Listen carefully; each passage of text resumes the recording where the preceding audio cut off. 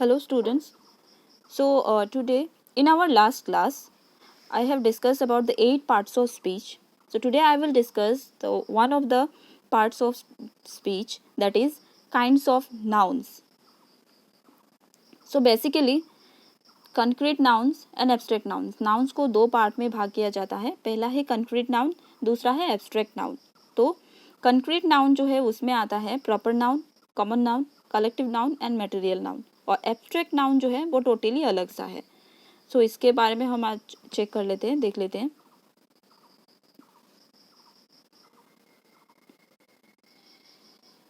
Concrete nouns. A concrete noun is detected and felt with our five senses. Concrete noun generally classified into 4 kinds. तो concrete nouns जो है, जो हम जैसे कि टेस्ट कर सकते हैं, टच कर सकते हैं, सेंस ऑर्गन्स जितने सारे हैं, जैसे कि देख सकते हैं, स्मेल कर सकते हैं, सुन सकते हैं, ये सब है.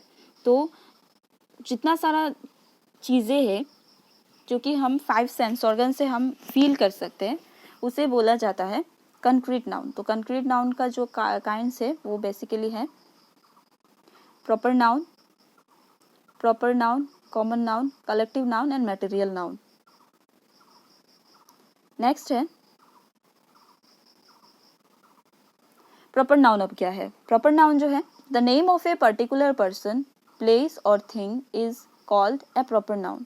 जैसे कि particular person, the name of a particular person, कोई भी किसी का नाम जो है, जैसे कि कोई आदमी हो, अगर इसका नाम जैसे कि है, जैसे कि यहाँ पे एग्जाम्पल्स कुछ दिया हुआ है, गोपाल, संडे, बंगाली, राम. गोपाल जैसे कि किसी इंसान का नाम है, संडे जैसे कि 7 दिनों में एक दिन का नाम है, बंगाली जैसे कि एक लैंग्वेज हो या फिर अलग सा एक लैंग्वेज है, राम जैसे कि किसी का नाम है. तो ये सब अलग अलग हुआ, प्रॉपर पर्टिकुलरली कहा गया है. जैसे कि राम, हर किसी का नाम तो राम नहीं है, इंसान जैसे कि एक आदमी का नाम है, तो पर्टिकुलरली राम अगर बोलेंगे तो एक आदमी का ही नाम हम समझ सकते हैं. यहाँ पे कुछ दिया हुआ है, जैसे कि प्रॉपर नाउन्स में दिया है ओडी.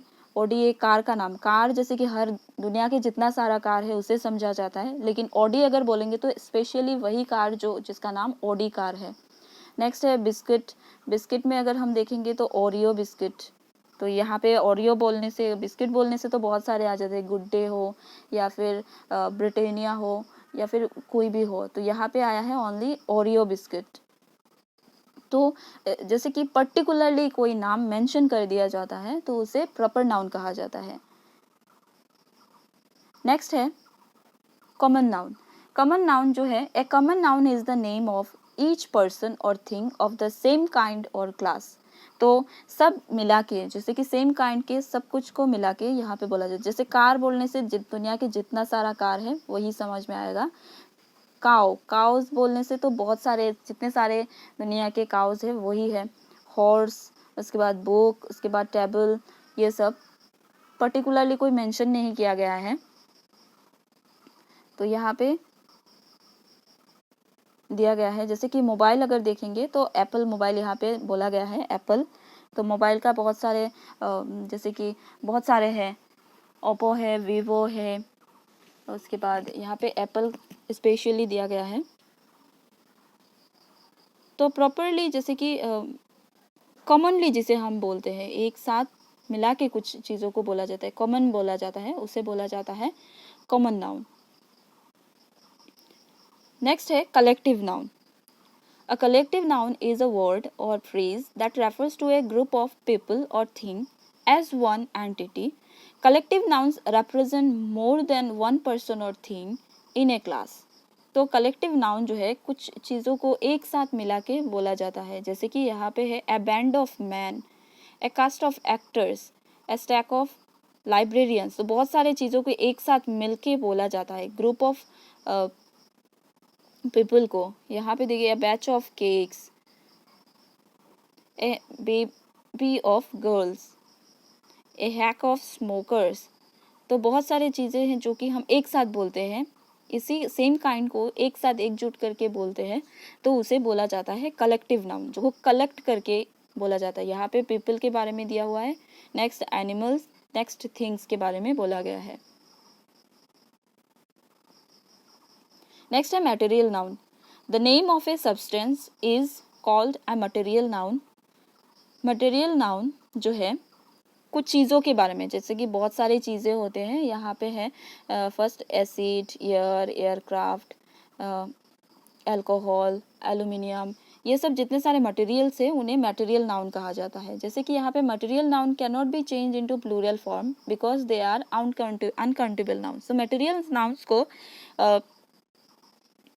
प्लूरल फॉर्म में वो चेंज नहीं किया जा सकता। अगर चेंज करेंगे तो चेंज करने के बाद वो क्या हो जाएगा, कॉमन नाउन में चेंज हो जाएगा। बहुत सारे ऐसे हैं, anything which can not be counted can not be given a plural form. तो जो भी काउंट नहीं किया जा सकता तो उसे हम प्लूरल फॉर्म्स में नहीं ले सकते। तो ये बहुत ही इम्पॉर्टेंट है। नेक्स्ट है एब्स्ट्रैक्ट नाउन्स क्या है। An abstract noun is a noun that cannot be perceived using one of the 5 senses। तो एब्स्ट्रैक्ट नाउन जो है, जो कि हमारा 5 सेंस ऑर्गन्स है, like touch, see, hear, smell, taste, ये सब हम नहीं कर सकते, इसके बियॉन्ड है, तो उसे